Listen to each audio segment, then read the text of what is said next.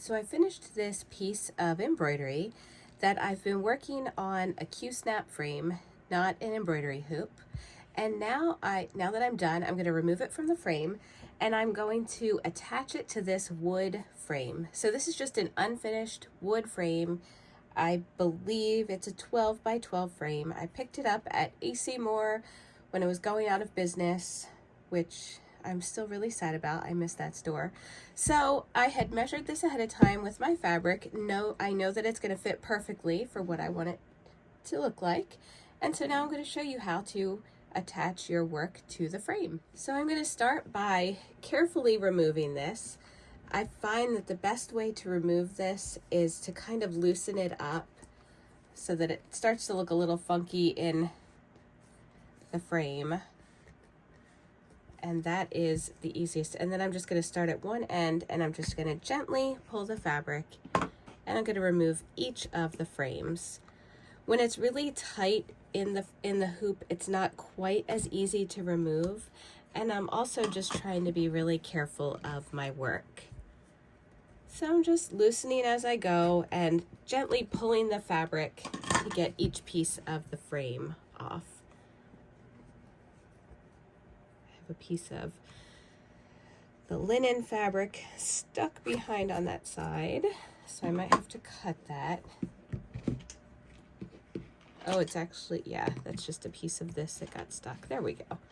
Okay, so I have my piece off of the frame and it looks super cool just like this. Normally I do a lot of my pieces in the oval or the round or the square embroidery hoops, but it looks kind of cool to see a piece just like this. And so now let's frame it up.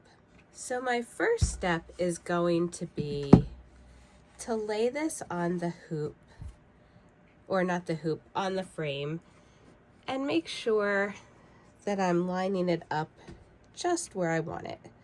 And I'm just going to do this by feel.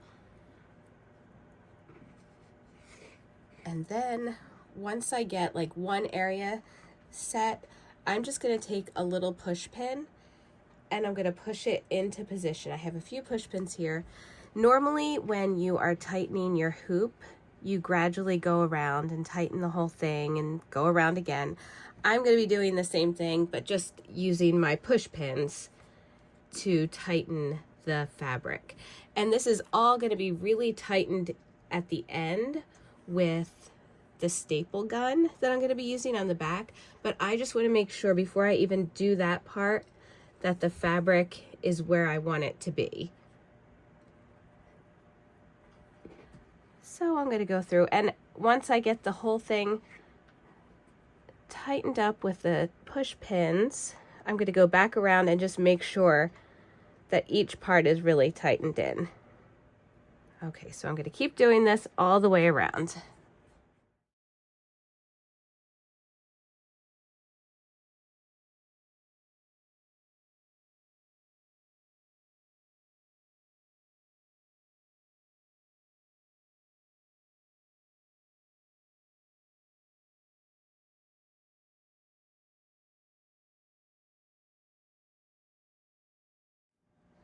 Okay, so this is the side I'm going to start with. I have the most tacks here. This side is absolutely perfect. These I'm going to wait until I have one side completely stapled, and then I'm going to re-tack and re-stretch the whole thing. This isn't something that you just want to flip it over and throw a few staples on. You want to make sure that your piece is stretched the right way. The fabric isn't pulling weird. So I'm really happy with how it looks here, and that's where I'm going to start on this side. Now I also have some excess fabric. When I flip it over, I will show you. We're going to work on this side first. So I have excess fabric, which you can choose to trim it beforehand or you can wait until afterwards. Because I don't have tons right now, I'm just going to wait until afterwards to trim any loose fabric. So I'm going to start on the sides and I'm just gently pulling because I don't want to stretch out what I've done on the other side. And then I just have my Stanley stapler and I'm going to hold it and push a staple in. And I'm going to keep doing that on all 4 sides.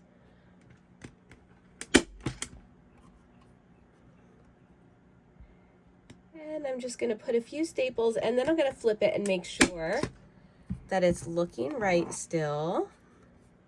Yep, it's exactly how I want it to be. So I'm going to keep doing this. I'm going to staple, staple, staple, flip, re-pull or gently pull the fabric again to make sure it's right, staple, staple, staple, and keep going on each side.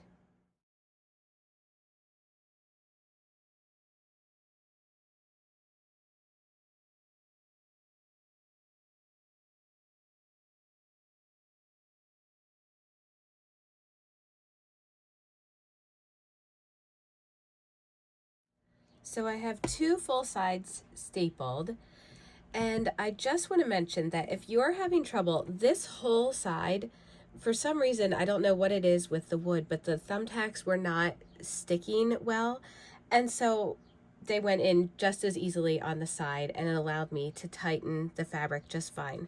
Another thing, the type of fabric that you use could matter. This is a linen type fabric, so it's a very loose weave, and it's very like stretchy. My piece is also very, very heavy because it has a lot of beads.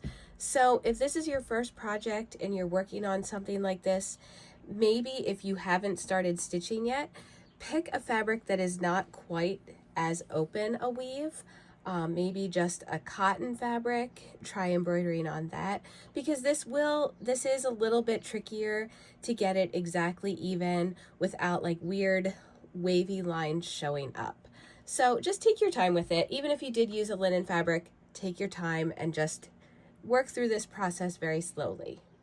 So now that it is all stapled, I can trim the remaining fabric and throw that away.